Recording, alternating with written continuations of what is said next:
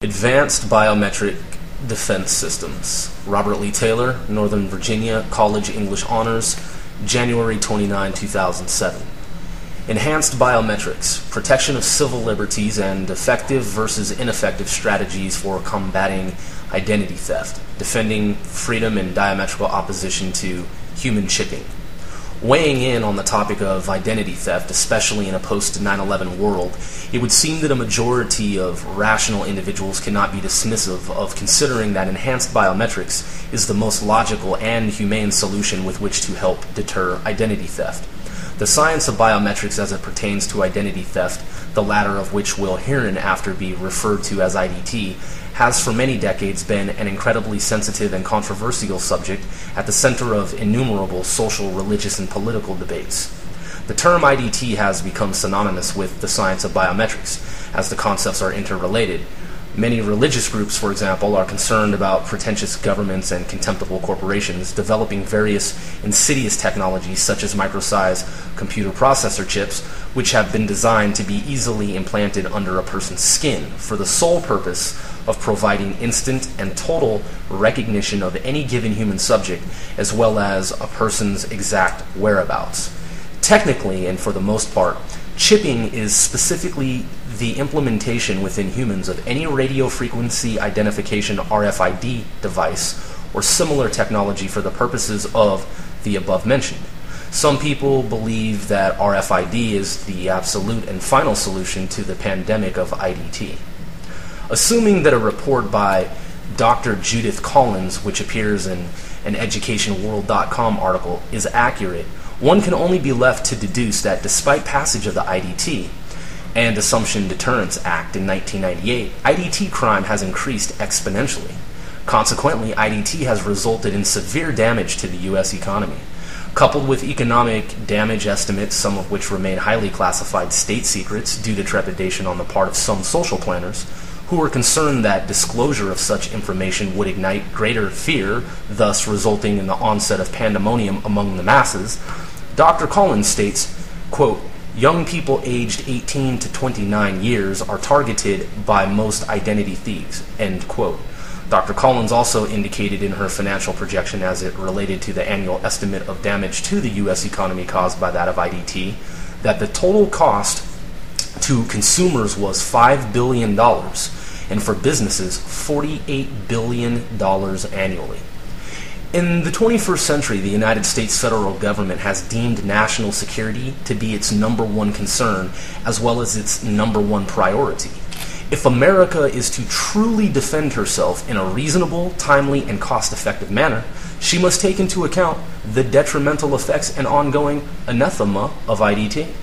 Since the techniques used in the commission of committing high-tech crimes such as IDT are becoming increasingly sophisticated, no one thus far seems to have come forward, at least publicly, with a foolproof method that he/she has devised and with which to totally deter as well as defeat IDT. Therefore, at present, and without a panacea, the most logical solution in which to help deter IDT is enhanced biometrics. Enhanced biometrics refers to increasing the strength of mathematical algorithms which represent a large part of the underlying computer processes used to determine a person's true identity and which are contained within the software of biometric defense checkpoints such as merchant kiosks, stores, shopping centers, and a tremendous number of other places. Traditionally, older and now obsolete forms of biometric defense checkpoints were chiefly employed at locations such as banks, military, and government installations.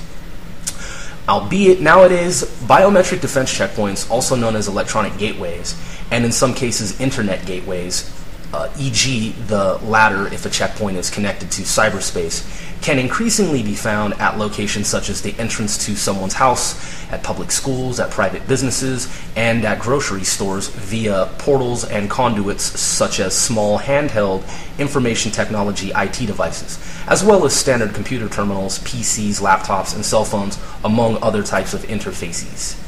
Biometric defense checkpoints used to combat IDT do not always manifest or materialize in the form of the now legendary retinal scan seen in older science fiction movies and even some of the more modern movies.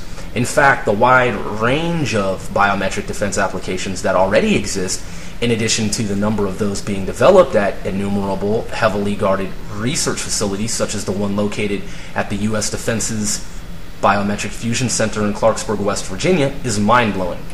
For example, it is fair to say that to date, most Americans are unfamiliar with the full gamut of currently available biometric defense, despite the fact that a huge number of Americans are being targeted and or will be the future targets of IDT.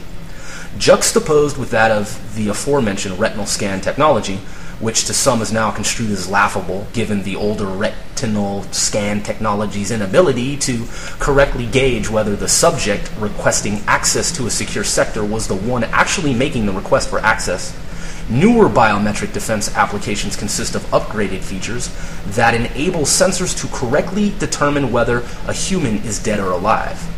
At bioidentification.com, a website maintained by a one Dr. Bromba, some of the lesser known and more obscure modern biometric defense technologies currently under development and currently being used in the fight against IDT are, for example, technologies that measure certain qualities, geometries, and properties of the human ear, body odor, and one's computer keyboard strokes.